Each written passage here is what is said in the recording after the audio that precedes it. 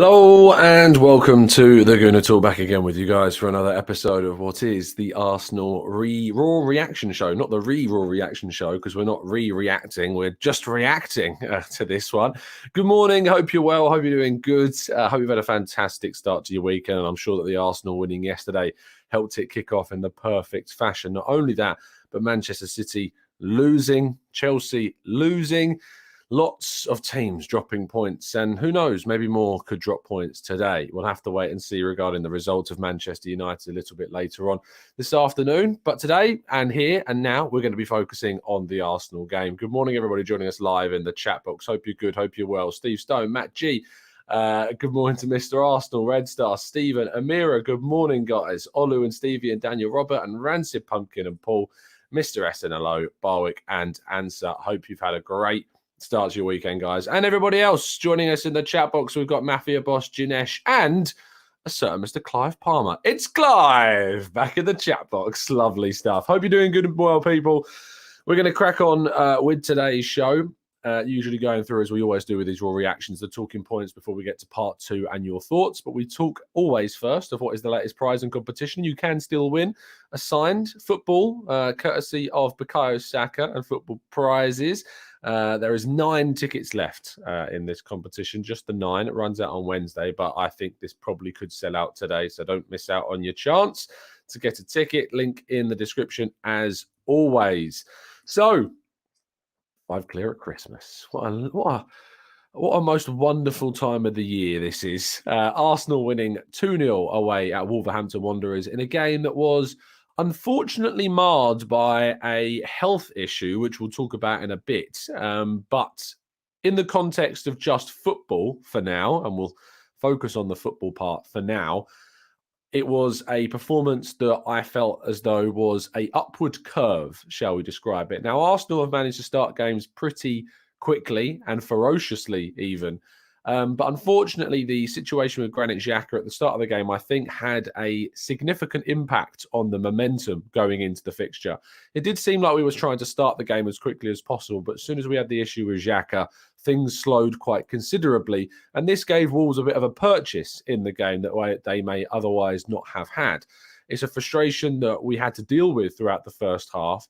And thankfully, in the second, we managed to get some goals from the only Martin Odegaard, who we'll talk about in just a second. But as a team performance, I thought it was really good. You know, it was a really unified effort, especially with Fabio Vieira, who came on in the first half. And as a team, I thought, you know, the contributions, the synergy, the quickness that improved in the second half in particular really showed how much focus there was. I was listening to Elliot talk about the idea of staying focused as kind of the key message going into this one. And I think that we can all agree that even with the distractions on the day, that Arsenal certainly managed to do that, and staying focused was absolutely key to this victory, keeping a clean sheet even more so, despite some lapses in concentration. But we managed for more than 90% of the game to stay as focused as feasibly possible and come out with the win. Much thanks to our Norwegian king. For me, there is only one Norwegian in this Premier League that is of the elite level, and that is our very own Martin Odegaard, who scored 2 goals to become Arsenal's current top scorer in the Premier League now with 6 goals, leading Gabriel Jesus, Bukayo Saka and Martinelli by 1 goal. He was challenged at the start of the season to add more goals to his game. We wanted to see him potentially get into double figures, and he is still someone that receives weekly criticism and underrating by so many people within our fan base, and I just can't quite get my head around how that's even possible. His goals are critical to every game that he plays in. His movement, his integral passing, everything about Martin Odegaard screams the Arsenal of 2022. The way he moves the ball, the way he leads the team by example, the way in which he learns and improves and develops, the way in which he wants to progress and in turn progress the team as well. Not just with his own development, but with his passing, which is forward-thinking, incisive, and really attached to some excellent vision to find the key players in front of him.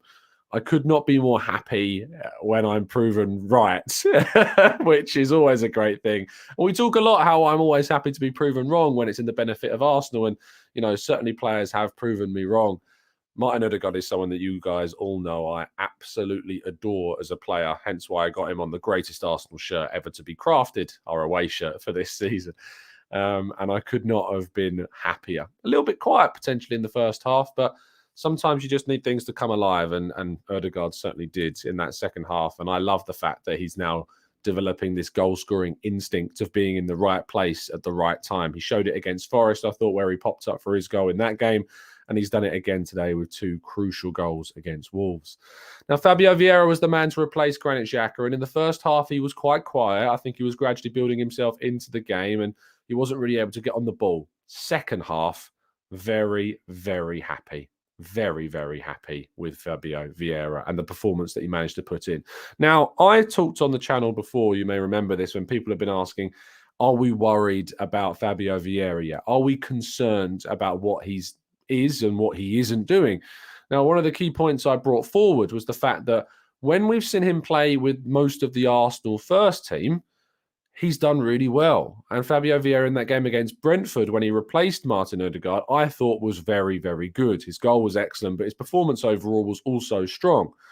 And Vieira going into this game, coming in instead of, say, Mohamed Elneny, and you've got to say credit to Mikel Arteta for not choosing Elneny over Vieira. Who knows if there was something beyond that to do with more health issues, that why Elneny didn't come on. But Fabio Vieira came on instead after what was a very disappointing performance against Brighton. And yeah, you know, this is just a strong performance from him now. Hamster's pointing out in the chat box, he now has 4 goals/assists in 7 starts. Obviously, didn't start this game, so it doesn't necessarily count in the same way. But this is another game in which he played the majority of the fixture, got an assist, of which it was a very good one. I actually thought he'd taken it too far to the touchline when he first took his touch after Gabriel Jesus' fantastic pass. But the little clip across goal to Martin Odegaard was perfection. And if he can start finding this confidence, that's what we need to see from Fabio Vieira. And I think it is the confidence. And we talked about this in the last reaction show. I think I used the terminology of Vieira needs to find confidence. And so it only makes sense in this one to say that he found it. Because when he assisted and he turned over to look at the Arsenal coaching staff, he was punching the air and celebrating. And as you can see with this picture here with Martinelli, like mad. Because I think he's one of those players, when you come from a foreign country and you're coming into a new nation, a new league, a new environment, and you're a young guy, and, you know, there's not loads of people that speak the same language, although we do have a lot of Portuguese speakers at the club, to be fair. But it's a very different environment as well. And to be honest, there is always, especially without a pre-season, going to be this period of time of transition. And so he's going through that. And I think that this World Cup break, where he is not going to the World Cup, he's going to be with the team, is in effect going to produce for him, I think, a mini pre-season to perhaps make up for what he didn't have in the summer. And who knows, we may even see a much better Fabio Vieira after the break. I look forward to hopefully seeing what he brings to the team, but I'm excited to see it. Saliba. I thought Saliba, despite remaining defensively strong for much of the game, probably had his most the game in which he most showed his areas of need for development still. And I think it highlighted the fact that we still have a 21-year-old centre-back playing in the team. Saliba is great. For me, he's the best centre-back in the Premier League, perhaps the world, based on form this season. He is, without a shadow of a doubt, that good. But I thought this game highlighted some areas of his game, composure, confidence, that need potentially to be worked on. You can see an image on your screen of a penalty shout that I completely missed during the actual game. I missed the halftime because I usually take a break at halftime when I'm covering the game via a blog session, which I do the minute by minute for FL.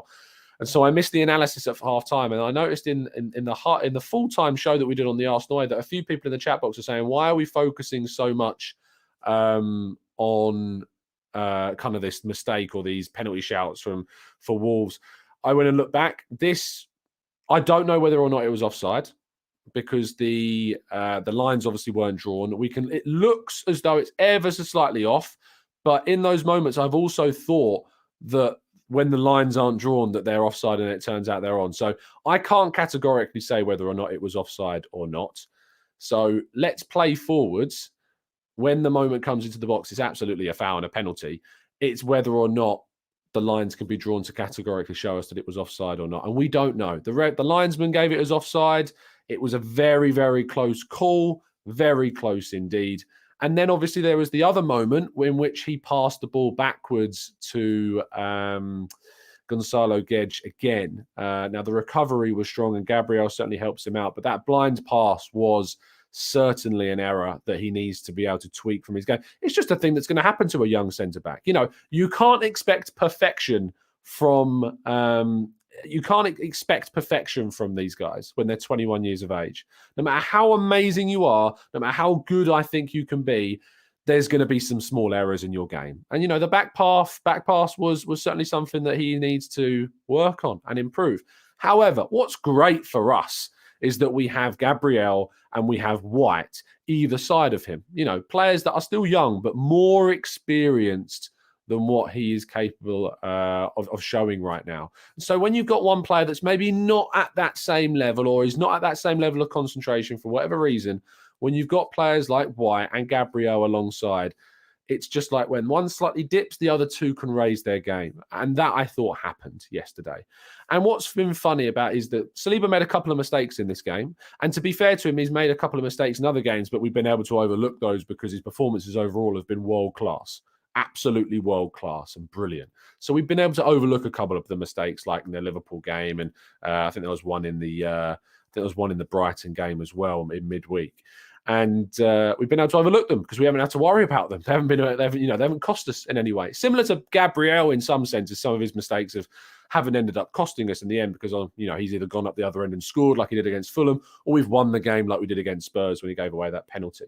But the fact that we've got White and Saliba and Gabriel as a three, and that if one slightly dips, we've got this situation where others in the team have been absolutely excellent. So I'm very happy with where we are with our defenders. I thought there were a couple of areas in Saliba's game that showed he needs to learn from them. We can all talk about it being offside, but in that moment as well, I think he needs to show a bit more composure in that moment. Taking out Gonzalo Guedes was probably not the best scenario. Had it been onside, had we been a little bit unlucky, say if, for instance, the ref or the flag doesn't go off, the ref doesn't play that and it goes to VAR. We don't know categorically whether or not it was offside. It's very easy for us to sit here now in post-game and say it was offside, and I see plenty of you have done in the chat box. We don't know 100% whether or not it was, because I'd need the lines to be drawn to show it, because there's been a number of instances without the lines I've thought something was offside, and then in the lines it turns out to be on. So I thought Saliba had a couple of errors in his game, which is fine. We're allowed to highlight those people. We can talk about the things that weren't perfect, and you're never going to get perfection in every game. And it's because we want to see the improvement. We want to see the development. We want to see the other side. Rainbow Flaggy Tree says, if we criticize Gabriel, we have to criticize Saliba. Saliba himself said he hasn't been playing well. And I think that's fair. People are very quick to highlight Gabriel's mistakes, and we here highlight Gabriel's mistakes. The pass back to Jesse Lingard against Forest was criminal, but you need to be able to do that for both. You can't have one without the other, and I think that's absolutely a fair look at all of them. As I say, Ben White I thought was absolutely brilliant. However, Zinchenko on the other side I thought also showed some of the weaknesses within his game. A little bit lax on the ball at times, taking too much time on the ball, giving it away in key positions, committing in some areas, leaving it exposed in behind. I thought our left-hand side, this is where Gabriel again shines, because when Zinchenko goes forward, naturally that is going to open up opportunities if we are hit on the break. And that weakness was absolutely exploited by Wolves when they could on those, in the opportunities to kind of turn over the ball. Gabriel, thankfully, had a really strong game, and we didn't have to worry too much about it in the end, and we managed to defend those counterattacks pretty well. But yeah, Zinchenko, I think, was a little bit of a too comfortable performance from him. And I think that he needs to be a little bit more switched on. He's only just come back from injury, so that's fine, and maybe this is why at the end of the game celebrating with him, but I thought it was an appropriate picture to use, because there were times in the game I wanted to grab Zinchenko by the scruff of the neck and say, you need to focus, you need to be a little bit more on it, because at the moment you're showing a few lapses in concentration. But again, that was fine in the end because we dealt with it. So that was absolutely brilliant. Granit Xhaka went off early in the game as what Mikel Arteta described as a illness that has spread throughout the squad, which developed after the pre-match meal. Now, I'm not going to sit here and speculate about what has not happened, because it's pointless. However, what I am going to do is point out the fact that in a moment of challenge, in a moment of adversity, when we have a problem that has cost us the presence of one of our players to such a severe extent that they need to go off, that we are then still going on, dominating a game as we need to, and going on to win. And that shows the togetherness, the unity, the defiance, and ultimately the professionality of this team, even in a moment where some of the players on the field weren't feeling the best. And we all know about a Lasagna Gate and the other team that certainly didn't manage to do that when they played in 2006. Well, in our game, we may have lost one of our crucial and key players, which, by the way, again, going off, and we'd always talk about how we're one injury away from things falling apart. Clearly not. Xhaka is definitely one of our most crucial players, missing for this game, and we still won comfortably. So I think that certainly is worth it. As I say, I can see a lot of you are speculating in the chat box. I'm not going to do that because it's pointless. We don't know any facts about the situation besides that this illness started after the pre-match meal. But the fact that we managed to win with this adversity, I thought, is great. Arteta was ultimately delighted after the game. And to be honest, I think a bit frustrated that the World Cup is on hand now. And we've got this 6 week break. Imagine if it was 6 months. This 6 week break whilst the World Cup goes on, to sit with our hands together and praying that none of our players are injured or none of our players come back with any issues that mean that they unfortunately will miss any part of January or the end of December. We can only hope. I expect that we will be missing potentially 1, 2 or more of some of the players for that West Ham Boxing Day game, especially if players like Jesus and Martinelli manage to get to the final with Brazil. Whether or not they'll be given an extended break to come back, who knows? There is 9 days, I think 8 days between the final on the 18th and the next game against West Ham on Boxing Day. So there is still plenty of time, I suppose, for them to recover. But we've just got to be patient and wait and pray that none of our players have issues. It also leads us building up to the January transfer window, of which there is 2 benefits. The first one, of course, that we can sign players. The second of all, that Emile Smith-Rowe will hopefully also be back as well. So seeing him return is going to be really key. Anyway, just a couple of moments from the press conference that I wanted to talk about. Let's go to the Xhaka discussion. Arteta said he's fine. He wasn't feeling good. And for Granit to put his hand up and say, I need to come off, he wasn't feeling good at all.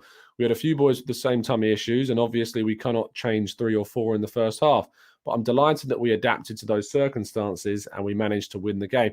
In fairness, we didn't really make changes in the second half either. We obviously brought off 3 players at the end of the second half, but we didn't really change all that much, throughout the game. So if it was affecting them that seriously, they didn't think it was enough to change the team, but maybe we just didn't want to change the team.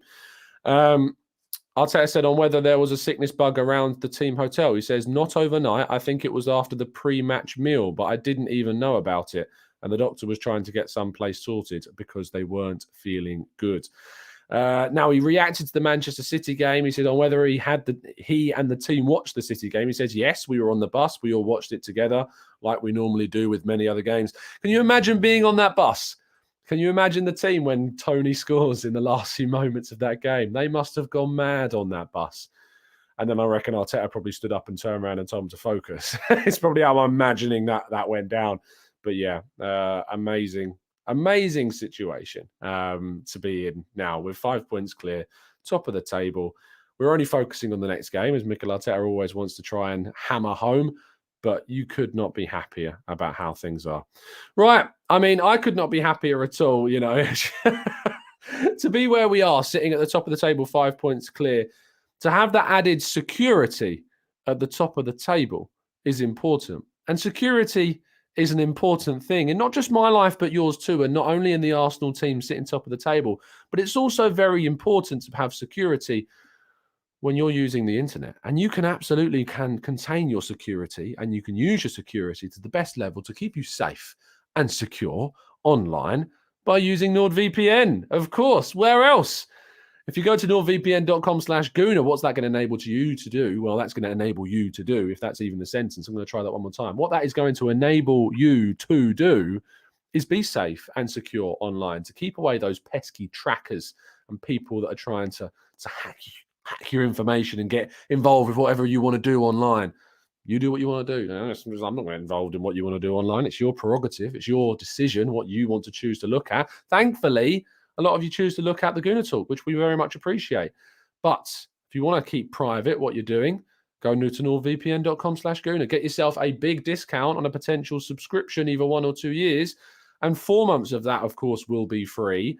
And you can also get a 30-day money-back guarantee if you're not happy with the service. Also, it enables you to change geolocation. So if you happen to be abroad at any point and you want to go back and listen to your typical broadcasting apps, you know, I was abroad in Mauritius, of course, and was able to watch the Arsenal-Brentford game thanks to NordVPN because it wasn't working on my usual broadcasting app with the internet and the Wi-Fi in my local location where I was. So I just hopped back over to the UK in an instant and watched the game. That's nordvpn.com/Gooner. Make sure you check it out, and I'll see you after this quick break.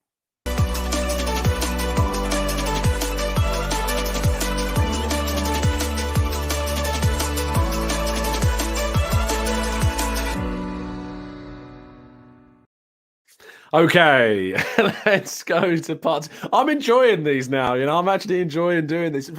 I was so, what's the word? Anxious, I think is the word. We've never had, you know, on the channel, we've had sponsorships. You know, we have Football Prizes sponsor us all the time. And they've been really supportive of us. But I've never had the mid-credit ones before, you know, and I've listened to a lot of podcasts that obviously do them. And I take a lot of inspiration from our good friend Elliot at the Arsenal Vision podcast. But I never thought I could do it, hence why I pre-recorded the video in the first week and you all got very bored of that 1-minute video. So I hope that you're enjoying my acting skills come to the fore. That's nordvpn.com/Gooner. Maggie says, when we win the league, I'm willing into existence, by the way. Which Arsenal player makes the cover of FIFA 24? Martin Odegaard in the Arsenal away shirt, obviously. Who else? Who else would be there? Easy. Olu says, hey, Tom, thoughts on Thuram? His contract expires in the summer. Can he get him for a cut price deal in January? I'm not sure Thuram is the right kind of forward to go for. I'm assuming you're talking about Marcus Thuram of Borussia Mönchengladbach. I'm not sure he's the right forward to go for. I think we can go for better. I think we can go for more established. I think we can go for potentially younger and with higher ceilings like Mudryk, for example. Christian says, Tom, have you changed your perspective on Ivan Toney? The other day I asked you if you would take him in January and you said you wouldn't, and you didn't necessarily listen to what I said, Christian, because I didn't use the words I don't rate him at all. I said he's a good striker. I said I don't like him personally. I'm not a big fan of his personality. So let's not be putting words in my mouth. Feel free to send me the link of where I said that with the minute I said it, and I will happily hold my hands up. But I didn't say that I don't rate him. I said he's a good striker, but I just don't particularly think he's the type of forward that we should be looking to go for. I think that we need to be looking for a versatile Diogo Jota-style player. That's my main prerogative for a transfer window coming up. John says, imagine being in a coma in 2019, waking up this morning and hearing Tom say, we're 5 points clear at top of the table without our most vital player, Granit Xhaka. What a time to be alive. Absolutely, John.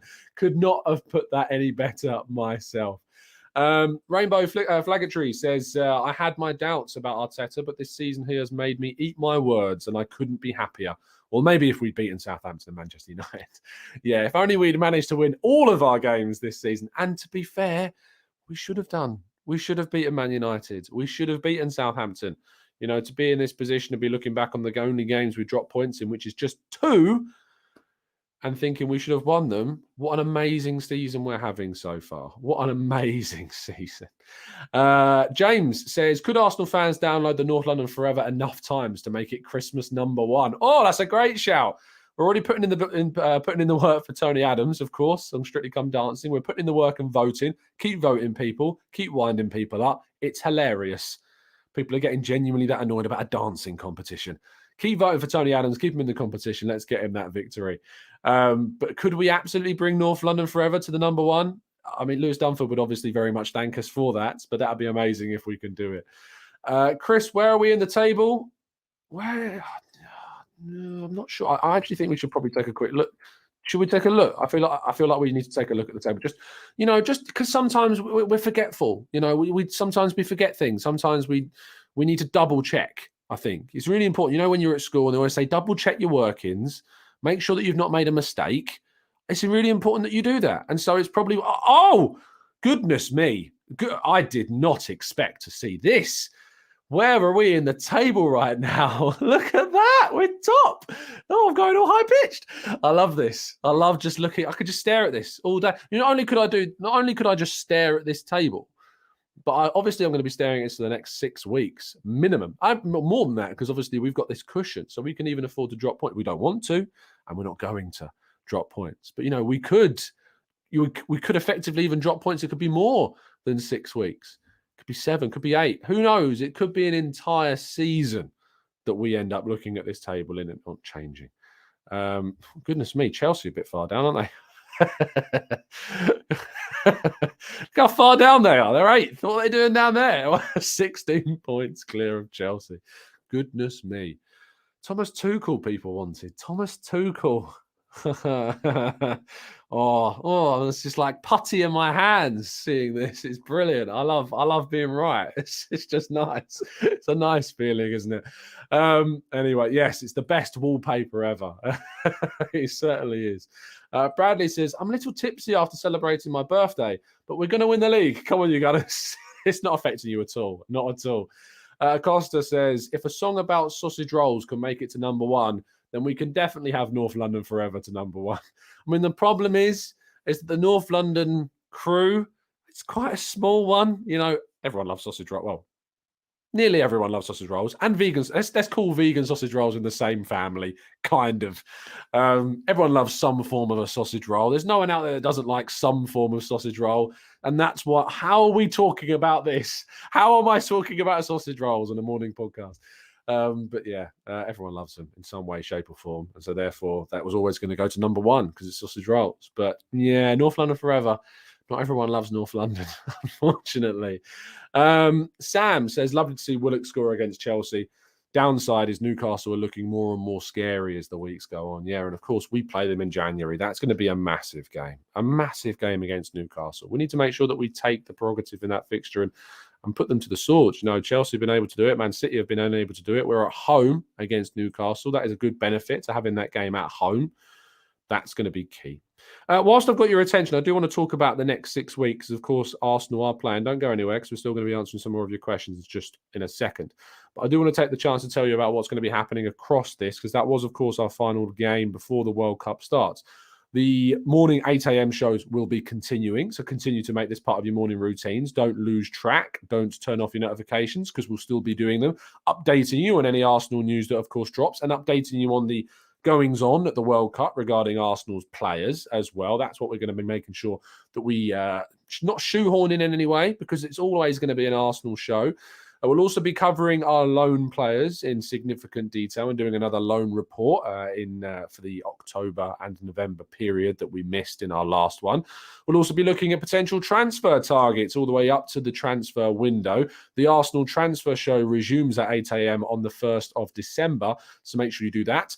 I will also, next week, with Clive and with FK and Lee Judges, be attending the Football Content Awards. Remember those when I used to pester you every single morning? Well, the Football Content Awards will be taking place on Wednesday in Manchester.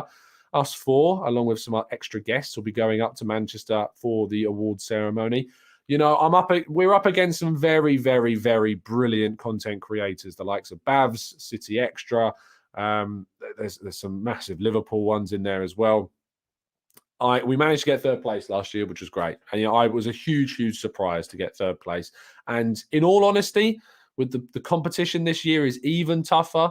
It would be amazing to be in the top 3, but the fact that we got nominated for this award amongst, hundreds of other content creators to be up for Best Club Content Creator anyway is an award in itself. So thank you to everybody that's enabled us to even be at the award ceremony on Wednesday. I'm really looking forward to going up and having some fun with everybody up there. It's going to be great to see people. And I look forward to talking about it on Thursday. I'll probably be doing an 8 a.m. show from my hotel room that day. So do bear with me. And the surroundings will be slightly different, of course. But I will endeavour to bring you an 8 a.m. show the morning after the award ceremony. But yes, plenty of stuff to do, plenty of shows to come over the World Cup break. So make sure you are subscribed, make sure you turn those notifications on, and we'll continue to bring you that Arsenal fix. James, I've just missed your questions for some reason. But Babatunde says, win or lose, it's amazing to be nominated. Absolutely.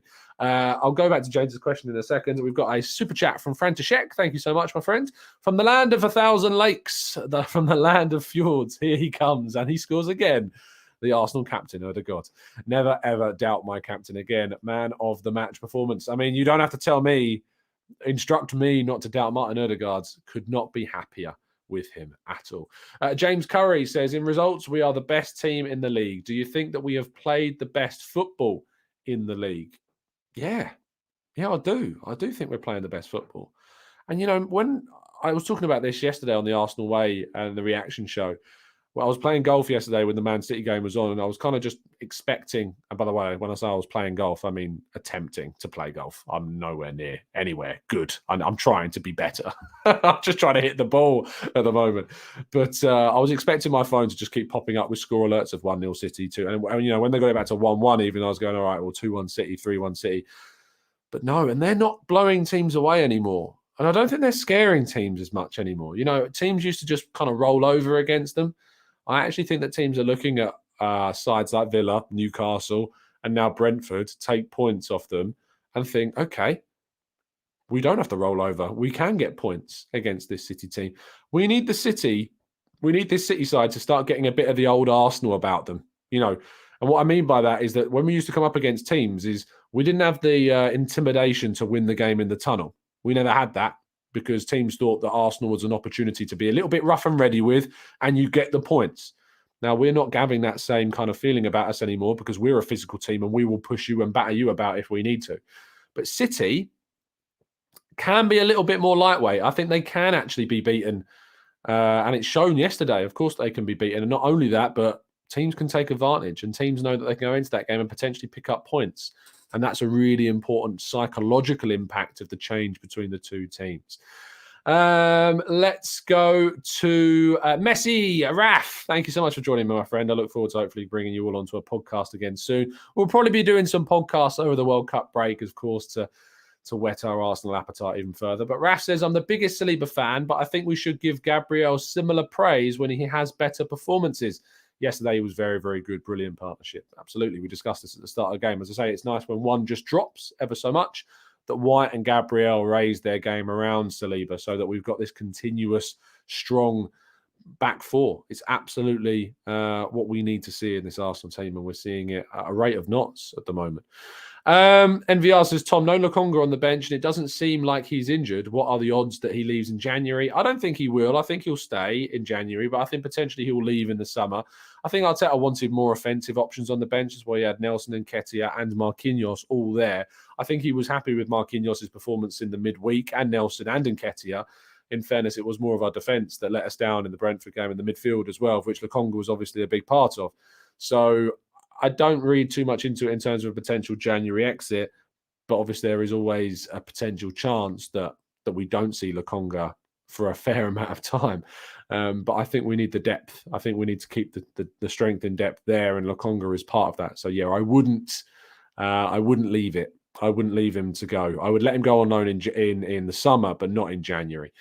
Let's go to last few comments before we wrap up. Tarbo says, the Emirates has become a fortress now, and we're no longer a free meal. Peter says, Tom, do you think City buying Haaland has bottlenecked their attack? Great word. Is it meaning their goals seem to spread less across the team?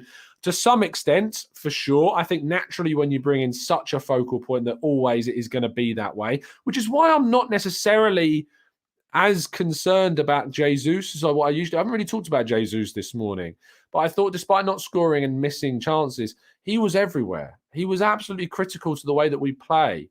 And we don't bottleneck our attack through him the same way that City are beginning to bottleneck. And I'm nicking your word, Peter, because it's a really strong one.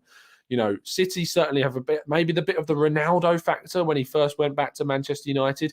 Everything was being thrust into that corridor.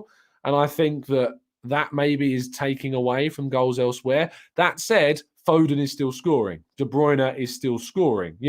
They are still getting goals from elsewhere. It's no surprise from an Arsenal perspective that Odegaard is our top scorer. I don't think that's a surprise that much. We've spread goals throughout the team. Jesus has 5. Martinelli has 5. Xhaka has 5. I think Xhaka has 4, maybe. So we are spreading the goals throughout the team. Gabriel's got a couple. Saliba's got a couple. Fabio Vieira's got a couple. I think we are spreading the goals further, and I think that Gabriel Jesus' role in the team is enabling that to happen. And because of that, he's not scoring as much. That said, he really does need a goal. Hopefully he has a strong World Cup and he can come back from that tournament, reinvigorated and hopefully score against West Ham on Boxing Day. That would be absolutely brilliant if we can have that.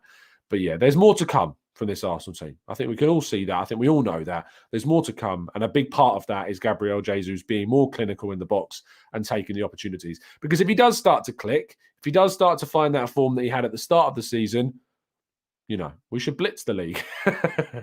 Anyway, thank you so much, guys, for tuning in. It's been a genuine pleasure, as it always is, to speak with you every morning and get you guys talking and chatting away in the chat box. It's been a great pleasure to join you over the first half of first third and a bit of this season. Do join me. Do continue to join me. I hope you continue to support the channel, even without Arsenal being around. It would mean a lot if you would stick around with us on our 8 a.m. shows as we continue to bring you Arsenal updates. Even if it's you just popping back to check what I've talked about on catch up, I really would appreciate it. Even if you just drop a like on the video. If you've got a hectic morning, just pop in later on, drop a like on the video.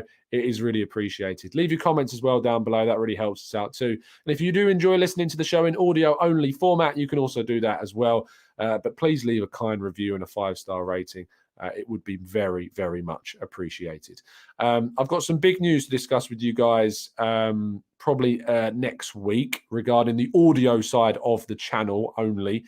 YouTube-wise, things will continue as normal, but there's what I'm looking forward to. And I'm looking forward to seeing what it might change. I recognise that it's not going to be to everybody's taste, and I'm going to have to talk that through with people, which is not helping you in any way understand what I'm talking about. It's a good thing for the channel. It's a good thing for everybody. It's a good thing for where things might change. I think it's going to be actually something that might change, hopefully might make some changes elsewhere that I think has been needed, actually. So I'll talk more about that next week, and you'll get more information on that. That's more of an audio thing only, not for the YouTube side of things. So don't worry, nothing about the YouTube is changing. But I'll talk about that next week. Have a fantastic day. Have a fantastic weekend. I will see you tomorrow morning. I will then see you again tomorrow evening on the Arsenal Lounge. I'm not going to be doing anything this evening because I'm going to be going to watch a film tonight, which I don't need any spoilers for. But I hope you have a fantastic weekend. I will see you again very, very soon. And as always, up the Arsenal, top of the table, baby.